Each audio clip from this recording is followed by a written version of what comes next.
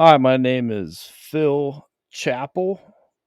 Today is Saturday, February 20th, 2021, and I am here with my co host, Mr. Brandon McDole. BJ, what's going on, brother? Hey, Phil. I'm happy to be here and looking forward to a fun show filled with excitement, positivity, and just talking about some of those things that we're trying to overcome. No doubt. So, how's your Saturday morning going, brother? It's going well. It got off to a slow start, I'll have to admit. I slept in, kind of got a little behind in preparing for today's show, which has no preparation other than just turning my computer on.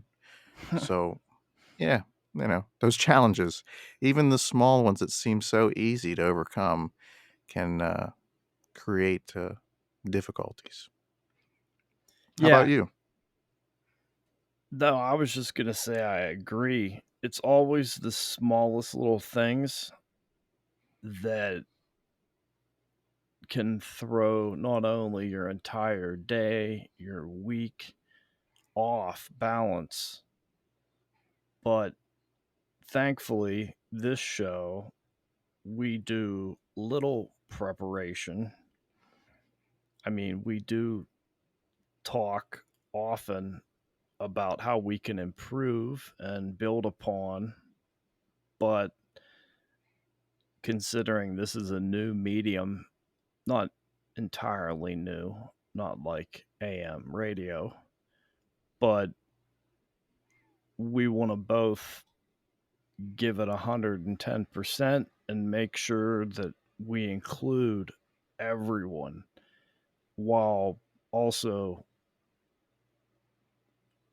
gaining enough exposure to make this actual, an actual business and a place where people can go and share their thoughts, stories, stuff like that. So, yeah, my weekend's just been kind of chill, man. Yesterday uh I was up extremely early. Uploaded our stream from Tuesday. What? Yeah, Tuesday. And I did a little cleaning as usual. That's kind of a ritualistic behavior with obsessive compulsive disorder. And just listen to some music, watched a movie while I was cleaning. I don't know if you've ever seen The Social Network. No, I never have. Yeah, check it out. The score of the movie is what really, I mean, the performances were really great. It was about the alleged creation of Facebook, and the character that plays Mark Zuckerberg is the actor. I don't know his name, but he does an incredible job, and everyone else involved in the creation of Facebook. From the beginning, from the Harvard dorm room. It's a really great movie, but the score again was unbelievable. I believe Trent Reznor, who, you know, created 9 Inch Nails back in the day, he teamed up with another guy, and this guy's name is Atticus Ross. And I believe they won or were nominated for an Oscar. And he ended up did winning one. I can't remember if it was for the soundtrack for The Social Network or Gone Girl, but he did the entire soundtrack, and it is just it's really motivational, and then some points it's just so heartfelt and it's emotional. It's a really good soundtrack. So definitely recommend it. The movie's great, and Cool. haven't seen it in a while. But yeah, got a lot of stuff done. Stayed up actually a little later than usual. I stayed up to almost 10:30 last night. Hot dog. Look at Yeah, you. yeah, I did, Well, that's good. man. And then still couldn't sleep in. Was still I actually slept until about 6:30, but I got up Well, at like hey, 5. nothing, I was nothing like, like pulling I 8 gotta get back to hours. bed. You know, gotta get back to bed. That's good. But so what's Yeah. going on? But yeah, like you were saying, just being able to reach as many people as possible, not focus in on one ideal or maybe one illness, even though you and I may be only experiencing or living with certain illnesses. We want to kind of reach out and encompass as many people as we can, just simply to be supportive and provide comfort or whatever it is that others may get from listening to us. So that's important to us. And just to pull in the statement or what you said about a business, wanting to make this a business, we don't want anyone to misconstrue that statement as far as we want this to be a business.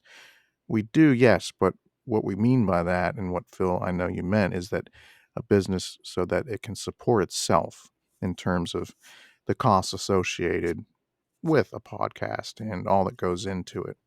The computers, and all the software and hardware, and those monthly subscriptions that we have to sign up for to bring the podcast to reality. And there's Yes. and that's where we kind of can jump into how difficult it can be when you're working with a longtime friend. Phil and I've met each other in third grade in school, Yeah. so there's a lot of It's history been so long. and a lot of chemistry again between the both of us, and just that general understanding. But also with that, we might not say certain things because we just assume that we're on the same path, which ultimately we are. But there's times where Phil might want to stop at the rest area, and I'm looking down the road like, let's keep on trucking. And those are those times where communication is key. And when we talk about how we don't really have a game plan on the topics that we're going to discuss, it's very true. And that's how we want to keep it for the most part so that it's real and just us speaking from experience and bringing the truth. But in a lot of ways, we operate the podcast in the same fashion, although we do have some agreements and things that bind it together. So we do have a structure. We operate just on what we think is the best way to go. And sometimes that can be challenging because there's nobody really in charge. We're both in it together. So if you can ever think about a time where you just had to do something with no specific timeline or any type of structure other than what you provide, there's times if you don't keep an eye or handle on it and communicate, it can run its own course. Yeah, I agree. I mean, we we had a miscommunication this week, and I'm not airing any dirty laundry because all we have is dirty laundry. But well, me. Um, just one little text message can be misconstrued, and I think that's really important.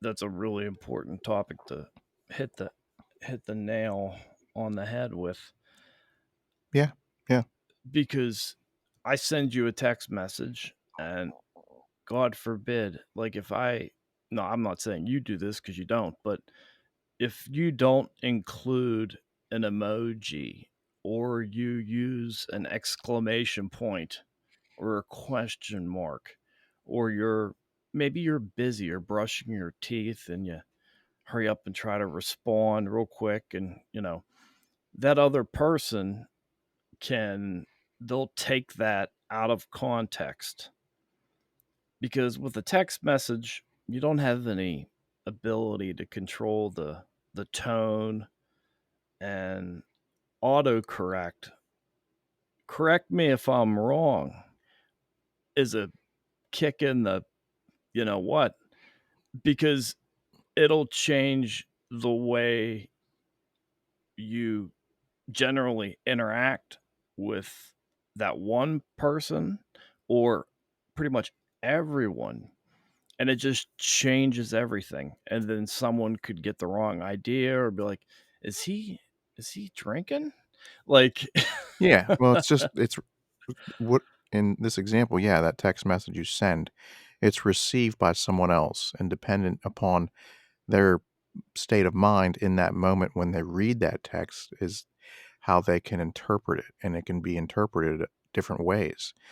Often or sometimes, it's interpreted incorrectly on, you know, for whatever reason or how you wanted it to yeah. be. And yeah, that happens. It's communication. And you're exactly right. You know, you brush your teeth, you just want to send something quick, a response, so you just hammer something out and send it. It's not exactly what you wanted to say, but you're just trying to get it out there in consideration of the person you're sending it to, like to save time or, get back. And then it's like, damn, I shouldn't have sent that. Yeah. Yeah, don't overthink it, and just try to steer away from writing novels and text messages. Just keep it short and save it for a conversation. But if you're one of those people that can text a million words per second, I really don't know. I guess then you can really. I just personally haven't built up that, I guess, level of Maybe expertise it's in mhm, understanding and reading between the lines stamina. of every other person's different text message. So I'm not hating on people that just like to text. But for me, and I know for BJ, text messages have been misconstrued, taken out of context so many times. And it's funny because when they are, either one of us is just we're unable to talk. So then you're like left in suspense, and then that can cause a lot of anxiety, worry, and then you start obsessing about like, well, what did he mean by that, or why did he say that, or then you start analyzing everything, and it's literally wasting seconds and then minutes and then Well, it's just hours yeah, and days of your it's life. not worth your time to worry about it. I like to say, well, just go ahead and throw that in the worry wagon and keep on going, because I like that there's no sense expression. in pondering, and we've Worry probably all done wagon. it, where we carry that with us, and we're worried about, "Oh, I shouldn't have said that." I know I do. I've had so many moments like that, countless moments. I've had an interaction at work. I've said something, and I walk away and think, "Oh, man, I shouldn't have said that," and I worry about it for the rest of the day, through the night. It might be like a day or 2 later, I then see that person again or interact, have a conversation. They they don't even remember or never even picked up on what I said or was worried about. So, a lot of times, Give me an less is example more. Um, from work. well, there's endless examples of that. So, if I had to just pick one, First one. uh, I don't mean to put you on the oh yeah, spot, but well, so there's so many, and I put them in my wagon, so I have to go and check my wagon and get one. All right. Okay, so just in in general, I could have been speaking with my manager, and at the time, this was in a large corporation. So, of course, I was trying to get up, climb a rung or two on the ladder at any chance I could get, because that was the name of the game. Mhm. And, I'm in having that discussion, may have mentioned something about someone and how I didn't really feel that that person was someone that I like to interact with. And it was just brief, but I really don't enjoy working or being in that same space as so and so. Now, I have to interject, but was it a conflict of personality, or was it he, she, they didn't do work like you did, or didn't do it, or was like, did it poorly, didn't do enough, did too much? Well, the person that I was referencing was someone that was known or was becoming known to be difficult. They weren't willing to work with, and they weren't pleasant to interact with. They were more uh, Mhm. focused on their priorities without um, without being nice. They were just simply rude. They looked down on you. If you weren't higher than they were, then you weren't worth dealing with. And so I went on to talk about that and give some Mhm. examples. And my meeting was over. It was one of those once a month meetings where you spend 30 minutes or an hour, just kind of unloading, and then you get unloaded Conf- on Conference room or like a office? small 3-person office. Okay. So I walked out of there thinking, "Oh my, I should not have said any of that." Because it's in that type of environment, it's about positive and overcoming and helping others and not looking at people a certain way. And it's about your brand and building your brand without diminishing others. So Mhm. I felt like, oh man, I just stepped on my own face here to, because I spoke the truth. It stepped on my own And I'm the kind face. of person that actually avoids that. I won't bring issues up. I just kind of push through them to remain undercover or below the radar. So I did, and I was Mhm. like, "Oh, this is really a bad idea." Come to find, 2 days later, my feedback was then communicated to that individual, Ugh. but in a way that was productive, because there's some other people that were reporting the same experiences. So it just validated Hmm. the what was happening. Uh, so it turned out to be a good thing. So you have to find like that balance. I've probably said balance a lot, but there's a balance, and you have to know when it's time. Uh, and sometimes you have to collect the evidence before you can present it. And that doesn't just Discovery. mean work or interactions, it's yourself. If you think something's off, reflect back on, all right, well, what's leading me to think something's off? Collect the evidence. Center yourself. Say, okay, well, I'm feeling this way. I don't, this is not the way it should be. What are some things that may have caused me to feel this way? Or How do you center yourself? one of the easiest ways for me is to drive. You're telling a phenomenal story. I'm just trying to Sure. give as many Yeah.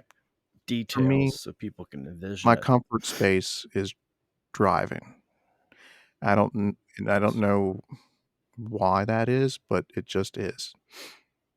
It's the fact that I enjoy that, experience, that all that goes with it, the I don't know, it's, it You just like to I do. drive.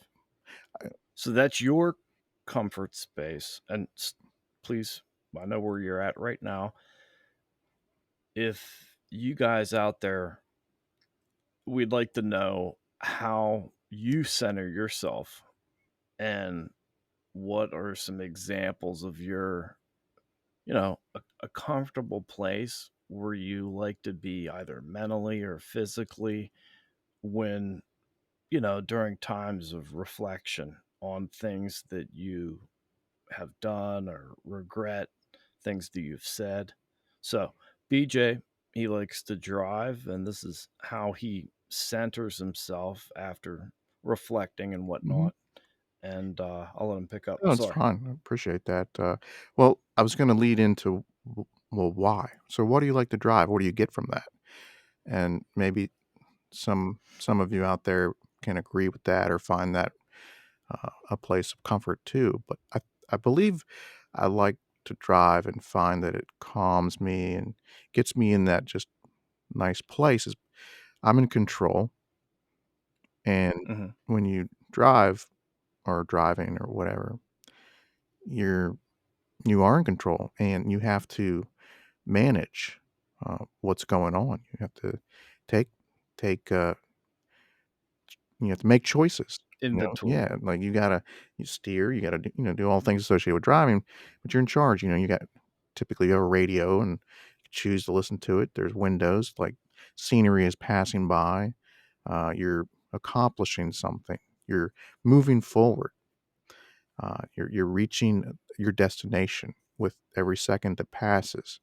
So it's just I don't want to say it's a journey. It's just driving, and it's relaxing.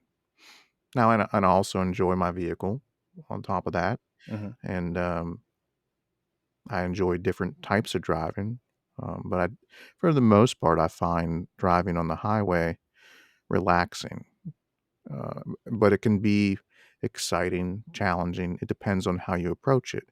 If you wanna be a little bit more offensive and, move forward through traffic, that may diminish your safety level, but you can. When I say diminished safety, you're taking more risk with moving forward instead of just going along.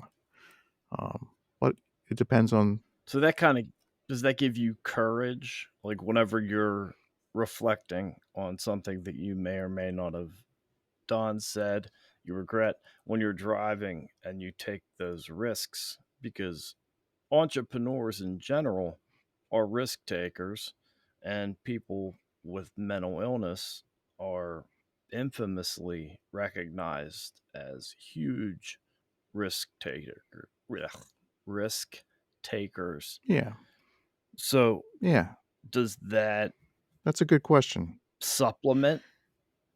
I I I wanna say that it's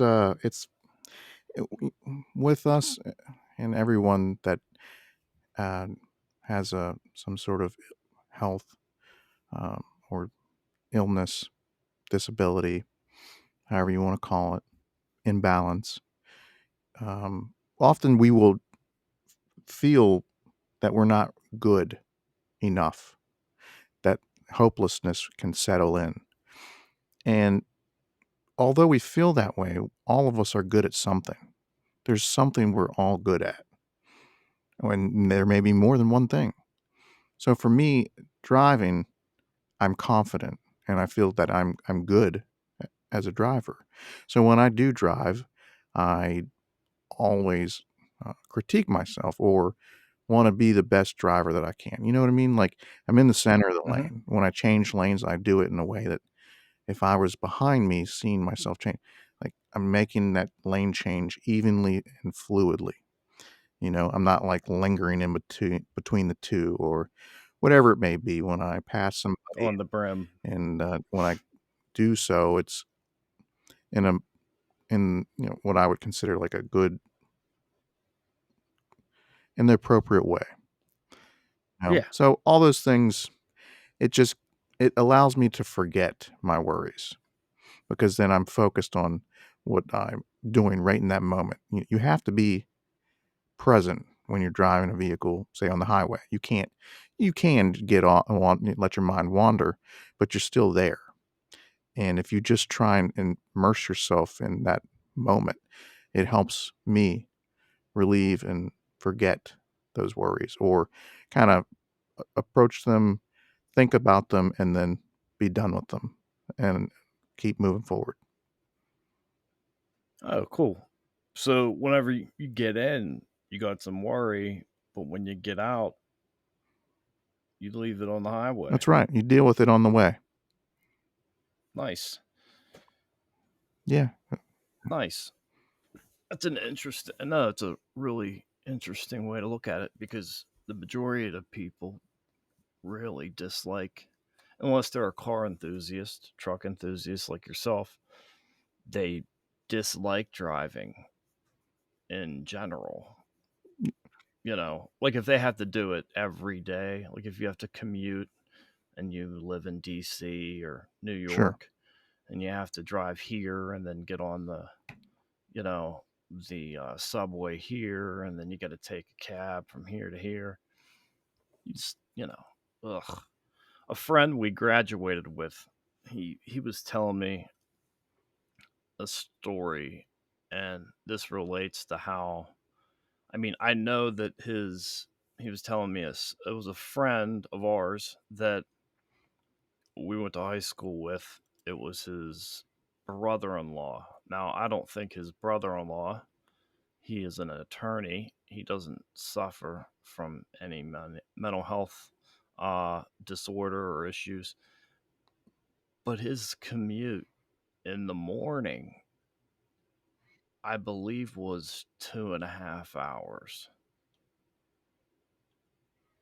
And that was every day. And then on the way home. So you're spending I mean, he's probably spending 6, 7 hours, I believe he was telling me, just commuting per day. And I mean, like, if you have that opportunity, or if you work in that, if you have a similar routine, maybe consider what BJ does to relieve his, anxiety, stress, regrets. You may already do that. And if you do, we'd like to know. Share in the comments if you want. Hey, Phil, I want to throw out a really good example. Um, Hmm.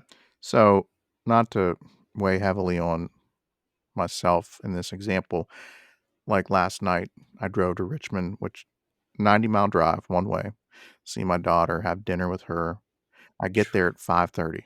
Okay, so I see her. We eat dinner. Her karate class is at 6:35 until 7:10. I sit in the park. I always like Yeah, details, so I will yeah. constantly interrupt. What did you guys have for We had dinner? noodles and company. Yep. Interesting. I've never had Yeah. So, them. like I said, I get there at 5:30. No, 5:15. I Okay. shaved off some time. I hit the flux capacitor at 88 miles per hour. Things just happened, if you know what I mean. So, yeah, 5:15, get there. We start to, eat at about, 6. Karate class 6:35 until 7:10. So while she's in karate class, I'm sitting in the parking lot in my truck. She finishes up, we go back, play for about 30 minutes, and then she gets ready for bed. Of course, I give her a hug and kiss. By 8:05, I walk out the door and get back in my truck. Mhm. I drive about 1 mile to a car wash and spend 20 minutes in 25-degree weather spraying off my truck, and then I drive back 90 miles to home when I get home at 10:15. Alright, so that was yesterday for me. The guy that lives across the street from me, okay, he's a younger guy, he's probably about 25 years old. He commutes every day to Mhm. Richmond, but he probably goes about 70 or 75 miles one way. He doesn't go as far in as I do. Every day he drives to and from work. He leaves I don't know what time he leaves. When I look out the window in the morning when I wake up before I'm supposed to be up, look out the window, his car's gone. He doesn't get home Mhm. till 6:15. So he leaves at like 5:45, 5:30, and doesn't get home till 6:15. He does it 5 days a Ugh. week, and I like to drive, but not like that. No. What was your longest commute? Um, Realistically, on a daily basis, my longest commute was 47 miles one way. I, at the time, worked for a large department store Mhm. as a loss prevention excuse me, as a loss prevention associate. So, I was catching, uh, both customers and employees stealing. So, 47 miles one way. In 10 months, I accumulated 27,000 miles on a vehicle. Wow. So, I can only imagine how many miles, for example, my neighbor or the guy that lives across the street, how many miles he travels in a year. Phew. Does he have a gas hog or does he have Well, eco-friendly? interesting, he had a Chevy sedan, I don't know if it was an Impala. I can't think of what the model was off the top of my head, but Mhm. he had about 200,000, 205,000 miles on it, and he was always working on it, fixing, replacing different, various parts, maintenance things, and then suddenly he had a new vehicle, and he bought a Jeep. It's a Jeep Grand Cherokee, like a 2014. It had really low miles on it. Nice. So Mhm. he, very excited. And again, a younger guy, and I was happy for him. And he's getting about 23 miles per gallon, he says, on the highway. So he's probably just down a few miles per gallon from what he was getting. So there's some rewards, What color? cost reward associated with a little bit more comfort, those types Mhm. of things. Probably What color did some he go amenities. with? I like Black. Grand It's a Cherokees. black vehicle. Yeah. Nice. Um, so good for him. Yeah. Yeah, I mean, that's a lot of Yeah. time to, Yeah. think and Yeah, reflect. and, Phew. it's also funny, we will actually I've come caught up with him a couple times in returning on Mhm. Fridays. Every other Friday, I leave about 1 o'clock to go pick up my daughter for the weekend, and on my way back, it's about 5 or, 5:15. It's right in the time frame where I literally pull up behind him or I pass him. Mhm. So it's just, it's funny, sometimes it's on 95, other times it'll be on the, closer to home. Well, one of us will come up on the other and, just kinda honk or whatever. Um, so it's fun, eh, if you wanna consider that fun. Yeah, It's I always mean, fun to see okay. somebody while you're traveling.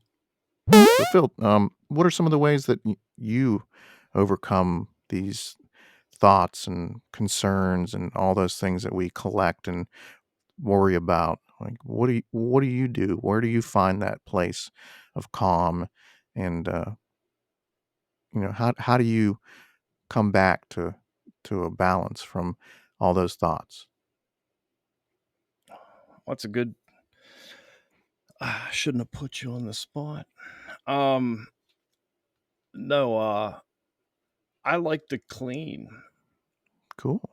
I think it's, the one stereotype of people with obsessive compulsive disorder that they do have, and I like to organize, and believe it or not, I used to iron clothes, and that would give me, I could iron for 8 hours, Hmm.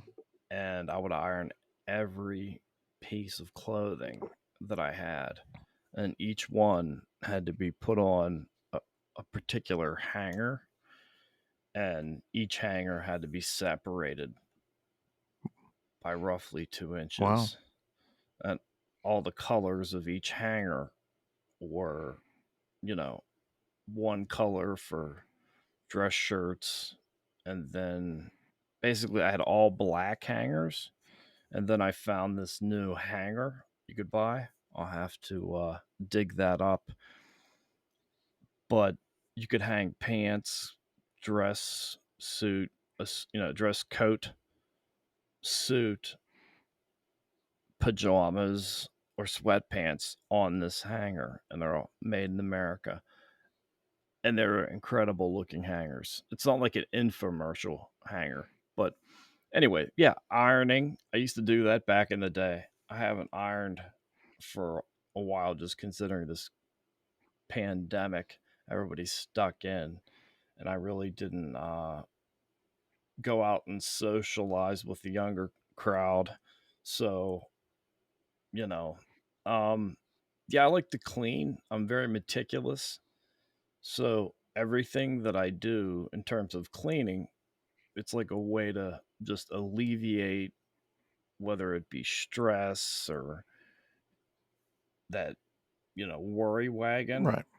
you know, and I just, yeah, I mean, like I like particular products, and I have my a list of the exact my favorites of cleaning products.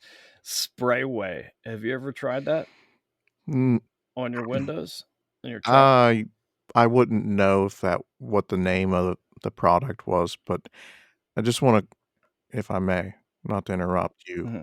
but just call out that with you cleaning is is is just another way of being able to immerse yourself and be productive in something that you enjoy, lose yourself in that moment, and you work towards a, goal of completing, cleaning, ironing. Oh yeah, I was gonna. Yeah. Yeah, like when I start, I look at my product inventory. Like how you, I know how you when you start driving, and you're in control. So when I clean, I know exactly what it is that I'm gonna clean Mhm. and how I go about doing Mhm. it. So there's not just just grab a rag and Right. your spray way or your pledge and you go to town. I actually, you always clean from top to bottom. And I like to do glass last always. That's how I remember. Glass last. And yeah, pretty much clean everything, and to top it off, vacuum. That's Yeah. it. I have myself a really nice vacuum. I didn't go out and get a Dyson when they were extremely popular, but I have a Shark, and it's. I mean, this thing could.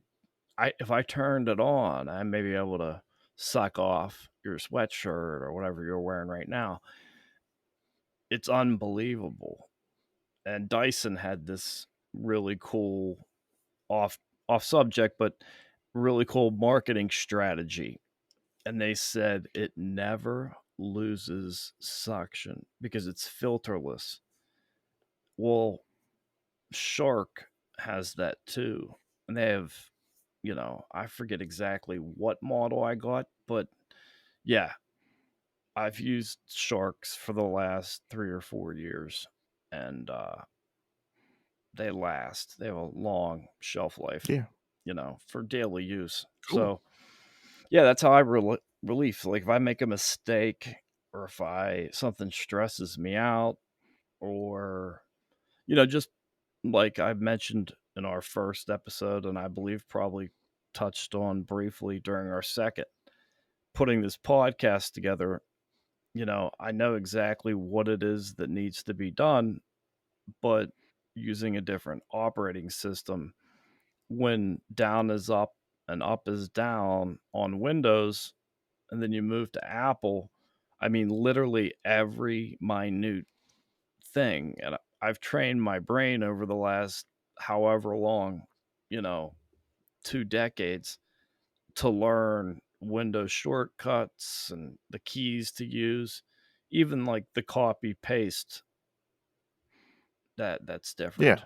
So, you know, Yeah. that's that stresses me out because usually I'd be getting, the work done extremely way faster, but using Apple, I'm very satisfied just because it is much more user friendly. So I learned the most difficult operating system and all the programs, and that's helped me. Yeah. So that's Yeah. helped me, deal with all these little intricate issues that I face with Apple. Right. So basically, But you're saying that you find comfort in these processes that you know what the process is. You have a flow. Essentially, you know exactly what the steps are, and you know what order they're in. So you find comfort in that. There's no surprise. well, I have a cat, so there is an element of surprise sometimes. But no, it's it's pretty cut and dry. But the repetitive nature of it is, you can't ever clean something perfectly. I mean, it may be clean to you, but it's not clean to others. I remember this is just a really quick story about cleaning, but in an apartment complex I used to live in, the landlord asked me if I'd be interested in, I was trying to start a cleaning business, which was called OC D, which was optimal cleaning and detail for OCD. So I had this cleaning company and I had like a vacuum or a mop on there. And she's like, yeah, you can clean these apartments when, a tenant leaves. Just go ahead and clean the fridge and do this, that. And she gave me like a workload one weekend. And I actually had to recruit a buddy of mine, you know, and I needed help. And I would instruct him on what needed to be done and how I did it. And then he would do it that way. And we got done, but it literally took all Saturday. And I actually worked all Sunday until like probably around 9:30, 10 o'clock at night. And we started at 8. I mean, we're cleaning places like college kids just moved out, dude. Ugh, just the mess, like shot glasses, empty booze everywhere, the sticky beer everywhere. Mhm. And when I went back to her, I had already given her, how much it would cost, per job. And then I really don't like to charge people per hour, but once it gets over a certain amount of hours, then I charge by the hour. And she said that it was literally she told me that no one wants their house that clean. And I was like, "What?" And then she sent me a picture from another apartment complex, one that I hadn't cleaned, and there was like one little dust ball in the corner. And she's like, "You see, you didn't get everything."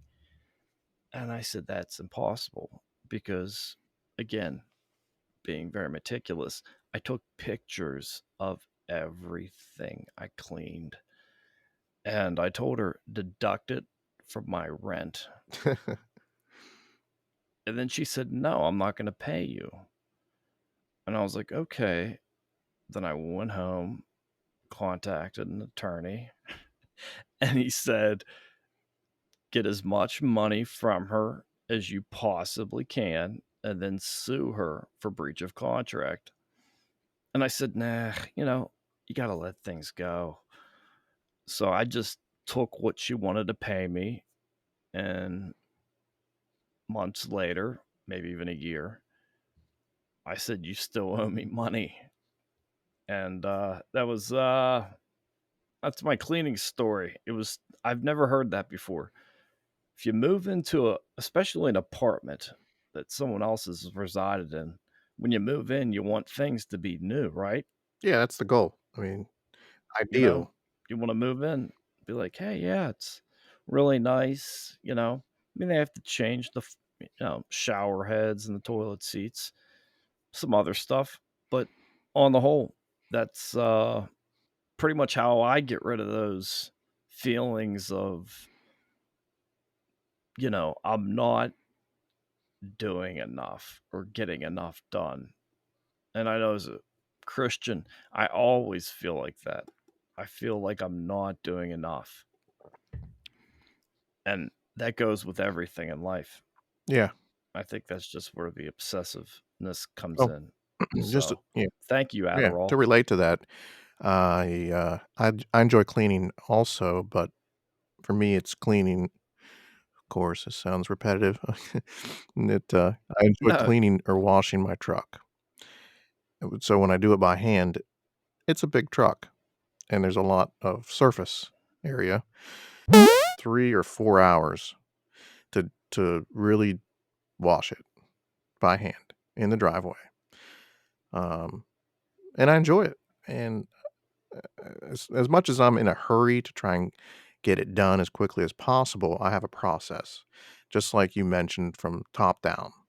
I, mhm, use the same technique, and I also go a certain direction on certain parts of the truck every time, mhm. because when you wash your truck by hand, you inevitably scratch it, regardless of whatever material or sponge cloth, whatever type of, thing it is you wash with. Yeah, Really?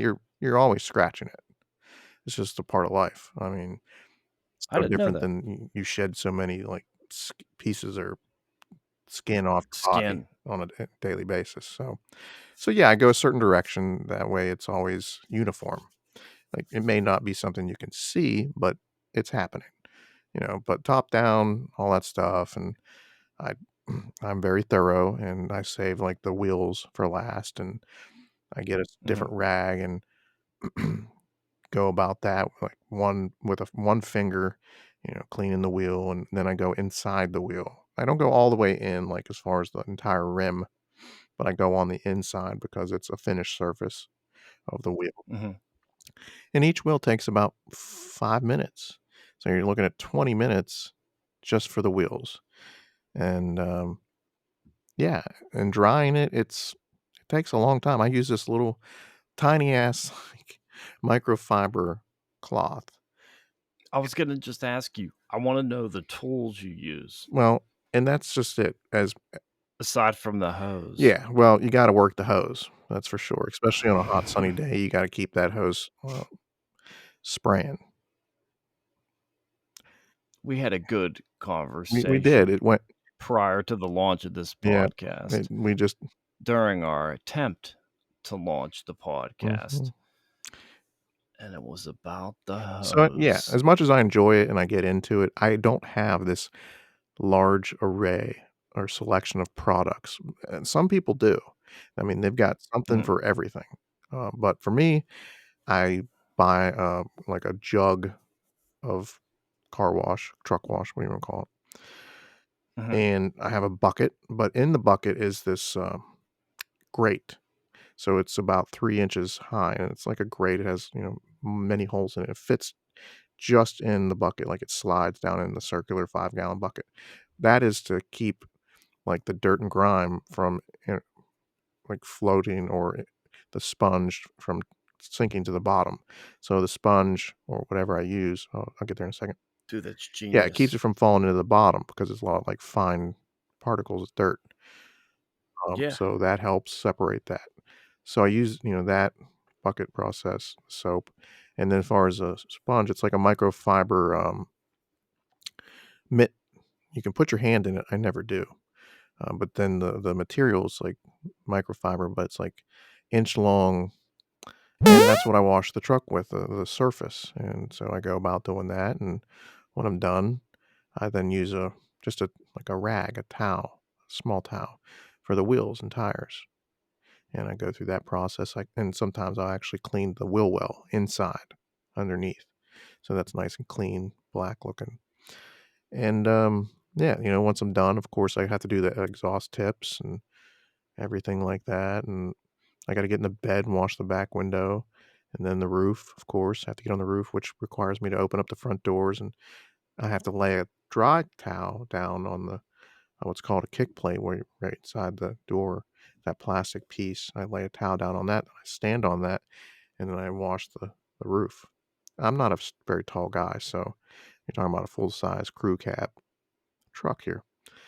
So, you do all that and get everything accomplished, the windshield, and Yeah, then you gotta hose it all off and dry it. In the drying process, again, I use a small microfiber cloth. It's not even as big as a notebook, like a regular piece of paper. So, I Hmm. get, like, a few swipes, and I gotta wring it out, and then I do it again, wring it out, do it takes forever. Like I said, 3, 4 hours, just depends. But that's for me is also enjoyable.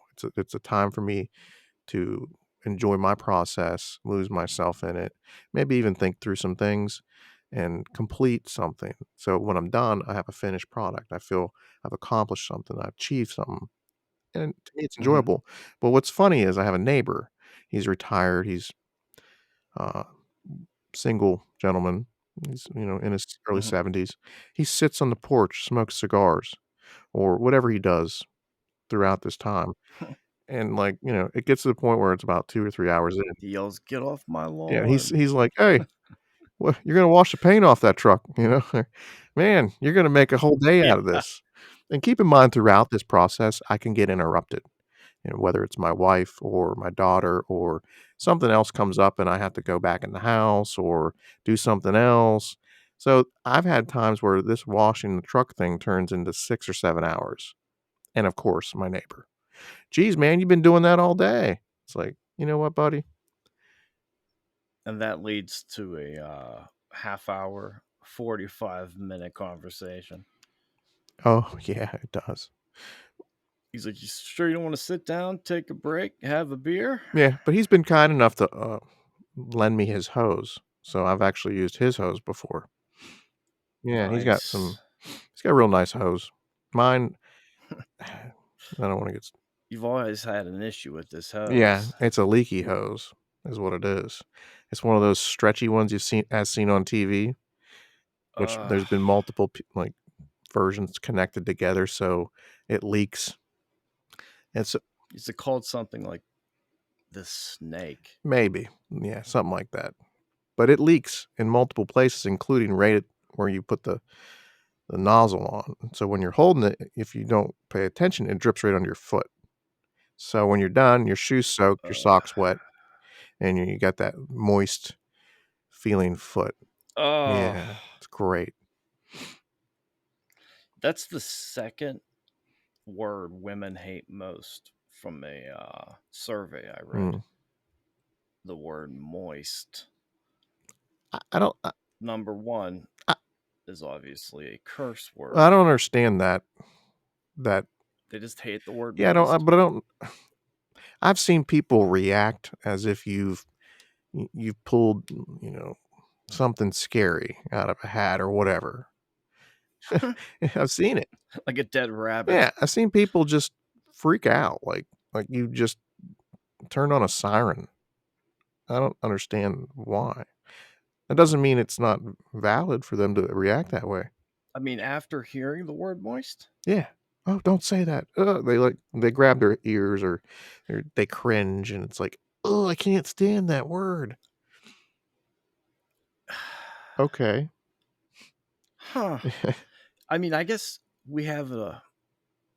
I think it's important for our audience to know that, BJ and I both grew up. We're both part of Generation X. So our generation was that one generation in between millennials and prior to millennials and after baby boomers. We were quote unquote defined as the generation, the overlooked generation. And we were the true rebellion generation. And major corporations and everyone else took advantage of that. And our generation's responsible for arguably what is considered by most to be the most popular music in the history of life. That is one great thing. And our generation also was the first generation to make entrepreneurship cool, and we're the most successful generation of entrepreneurs. Interesting enough. Well, that is interesting. But yeah, Very cool. 39.9%, I think, of Gen Xers are entrepreneurs. It's a ridiculous number. That's obviously probably incorrect, but I know that's number somewhere when I was reading that. And I was like, huh, yeah, I don't know how many Gen Xers will listen to our stream or watch us on YouTube or library or wherever, Vimeo. But yeah, that's interesting. And I did find out another very interesting stat. It said that people that listen to podcasts are in the upper hierarchy financially.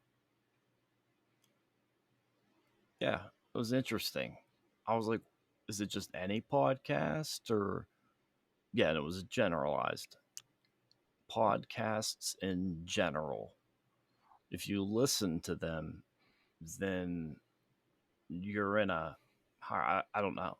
I must be a you and I must be, I guess, just grouped in. I don't know, anomalies, because we're not in the upper, 6, 7, you know, digit tax bracket. But yeah, I thought that was kind of That's interesting. very interesting. And not that I don't want to go deep down into those statistics, but I find some of those numbers to be incorrect, or they're just the scale or however they measure or come up with those figures. I don't get it. Like you said, I understand. I agree with people that listen to podcasts or a little bit more, I don't know, affluent maybe in some ways, Hmm. because there's a little bit more involved in locating a podcast. Like there's effort. YouTube is, it's just it's easy. It's well known. Maybe podcast is just something that you've got to learn more about, to have a little bit more interest in, to follow up or follow through with, to locate. I don't know, but I don't know. Just a lot of those like statistics about you know classes, like, for example. I Yeah, don't. I don't like Yeah, that. I don't like groups of anything. We're all human. That's why this podcast is extremely and all inclusive. So even if you don't suffer from severe, non-severe mental illness, most likely you have met or spoken to or are related to or probably know someone that does or has.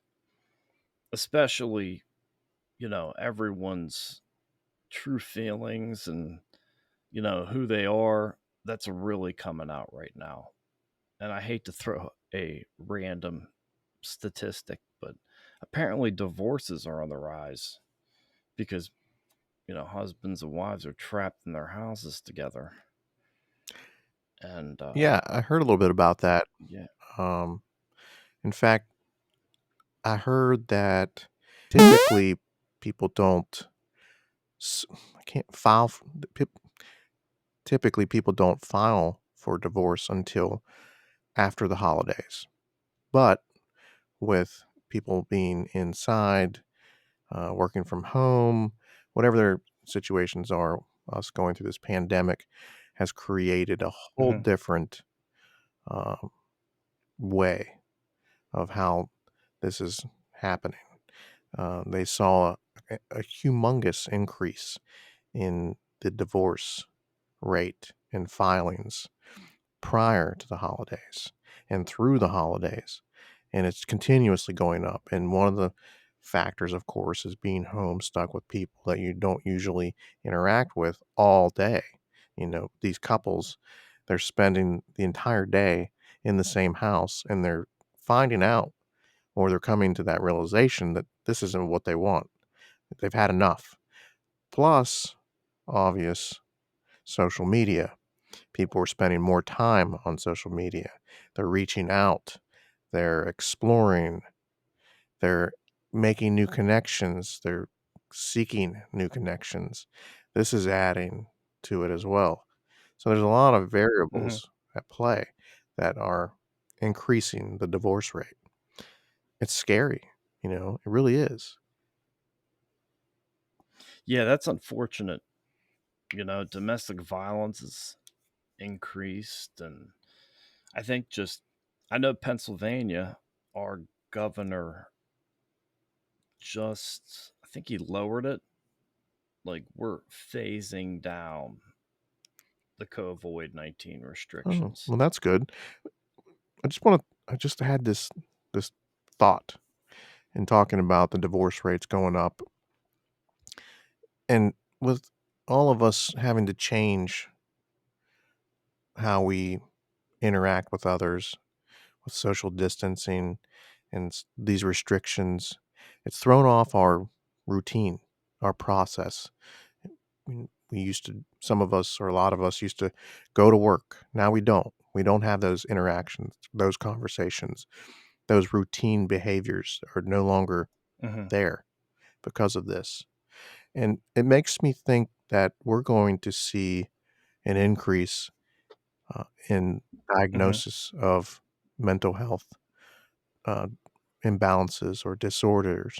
And w- thankfully, we're here and hopefully we'll be able to support anyone that's seeking a sense of connection or community that we'd like to grow from this channel. Hmm. So that's going to be an interesting effect that this pandemic will create. A different, it's just going to change how our society works and operates, and it's going to have a long term effect on people. And I believe it is going to. I don't want to. It's not going to change people, but it's going to change Hmm. the behaviors, and it's going to shed light on things that may not have been known or discovered, like a new diagnosis. Depression.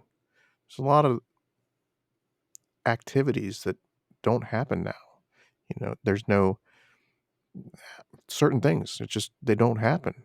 I mean, restaurants in Yeah. general. I mean, everybody in the restaurant business Well, there's some, is yeah. I mean, out. there's some you can go to restaurants, but what I find now is that it's limited seating. If you don't show up before a certain time, that it's you have to wait, which is not normal. In the past you've had to wait, but not like now. It's different now. You go to a hibachi place, they can't do hibachi. They just bring it out to you. Even though you're sitting at the hibachi table, there's nobody there cooking. Yeah. Just one example. I mean, I don't know, Chuck E. Cheese, is it even open?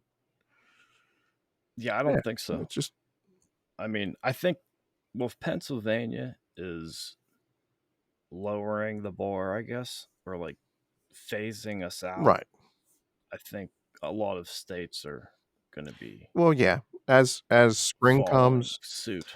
s the flu the pandemic will the rate of people being infected will decrease because of its Hmm. seasonal, um the way it works. It's more contagious during the certain seasons. Winter, fall and winter is when it peaks, then it drops down through spring, summer, just like we saw last year. Things opened up. There's a lot more flexibility, traveling, everything else. You can go to the beach, you can do this, but come October, it was, "Uh-oh, here we go again." Yeah, I mean, I know you're absolutely right, but winter also it's been so cold in some parts of the country where no virus can even survive. So that's the reason behind their opening is because temperatures are so low, Right. a virus can't That's a good survive point. Well, then in that. then that also leads into once it starts to warm up, then there's a sweet spot there. There's an opportunity There is. for that virus to then flourish for a certain time, and I'm not a scientist, so I mean, I'm just throwing it out Yeah, again, not to interrupt you, but we're not mental health professionals or doctors or scientists or meteorologists. But but I yeah, do have the weather app. you have the weather Yeah, app. boy. Nice.